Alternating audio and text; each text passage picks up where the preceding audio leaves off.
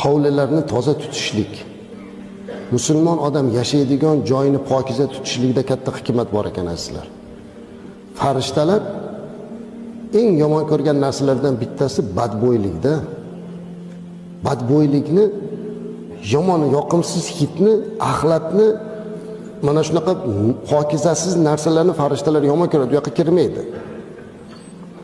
Keyin biz yuraveramiz, nimaga meni ishim yurishmayapti, nega rizqim bo'lmayapti, nega baraka yo'q?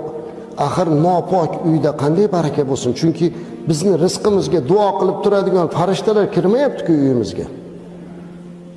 Farishta doim duo qilib turar ekan, har kuni mana shu sohibning uyini egasini haqqiga duoda bo'ladi azizlar. Biz o'sha duoda bardavom qilmoqligimiz uchun pokiza qilib turishimiz kerak uy joylarimizni. Ana o'sha pokiza bo'lganda inshaalloh u joyga farishtalar kiradi. Farishta badbo'ylikni yomon ko'radi. Hovlilarni toza tutishlik,